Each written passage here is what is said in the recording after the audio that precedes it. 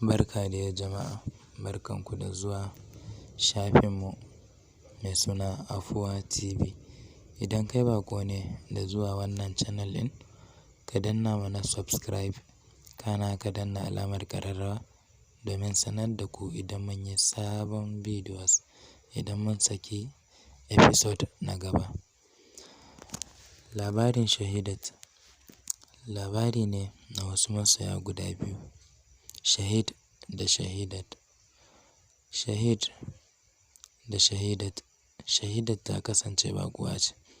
Wata rana Shahid da abokansa suna zaune, suna raha, suna hira. Sai suka ga Shahidat tana wucewa. Wata baiwar Allah da ba kowa bane ya taɓa kallonta sai a ranar. A cikin tafiyanta sai aka kawo zance. A cikin abokan Shahid sai wasu suke cewa da a ba su wannan yarinyar, ai ko gara a ba shi naira 200,000. Wani ya ce da a ba shi ita gara keke. Wani ya ce da a ba shi ita gara ba a ba shi komai ba, ya dai haƙura. Wani ya ce shi a rayuwar shi ba irin macen da yake so kalanta, fara, kyakkyawa, doguwa, son kowa ƙin wanda ya rasa. Shi ko Shahid bai yi magana ba, yana zaune a cikinsu ko kula su bai yi ba. Kawai sai ya tashi ya bi ta ya fara tafiya har inda ta je ta tsaya. Da ya ga ta je ta tsaya a tasha inda za ta hau mota.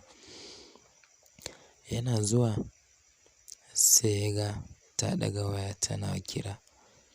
Daga nan ta gama kiran da take, sai ya ji ana cewa to mota ta cika, a shiga mota, mota za ta tashi. Da ya ji haka ya ga Shahidat ta shiga cikin mota, sai shi ma ya bi ta ya shiga cikin wannan mota.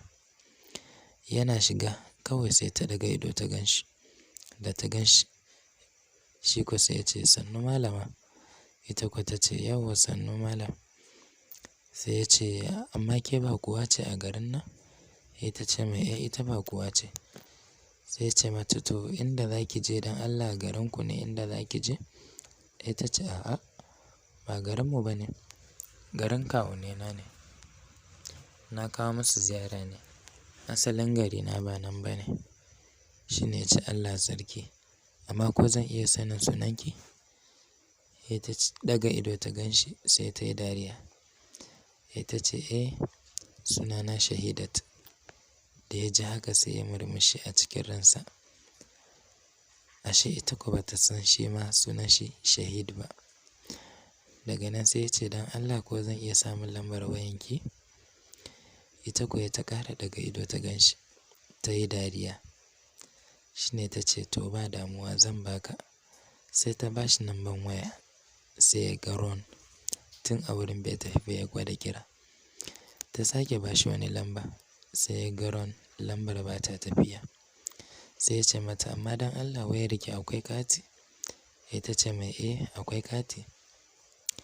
Da ya karɓi wayan sai ya danna lambar shi sai ya kira layin shi. Da ya kira sai ya samu lambanta. Sai ya ce mata to shi kenan, na bar ki lafiya, ki gaida mutanen gida. Sai ya sauka a cikin wannan mota.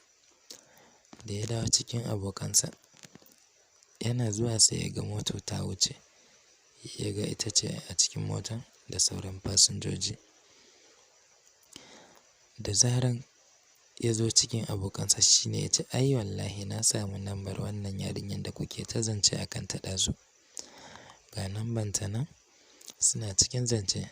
Kawai sai ya ga kira ta kira shi. Da ya ɗaga shi ne ya ce mata barka dai. Ta ce yauwa sannu. A gaskiya 'yan mata kin tafi da soyayyata. Abin da Shahid ya gaya mata kenan. Ita kuwa Shahidat sai ta ce ai ko ni mantuwa ne a can. Ya tambaye ta me kika manta? Ita ce manta zuciyata ne amma na san ka riga da ka ɗauke. Sai ya yi dariya ya murmushi. Ya ce a gaskiya na nuna miki alamar so a wancan lokacin. Ashe kin fahimci hakan tuntuni? Ta ce ta fahimta, kuma gaskiya ita ma ta gamsu da soyayyar shi, tana son shi. Sai ya murmushi ya ji daɗi. Ya ce to shi kenan, da zaran kin isa inda za ki je zan kira ki a waya, in ya so za mu yi magana. To da zaran ya kashe waya sai ya fara murmushi, ya fara ihu yana tsalle a cikin abokansa, daga masu jin haushi sai masu taya shi murna. To wannan da shi ne ƙarshen episode 1 na wannan zancen. Idan kun ji daɗin wannan labari, ku danna mana like, ku yi comment, ku danna subscribe, kuma ku danna alamar ƙararrawa. Ku yi share domin wasu su ma su ji wannan labarin.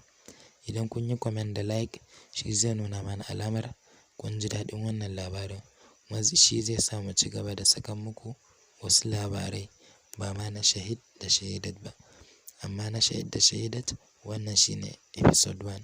Insha Allah za mu kawo muku episode 2.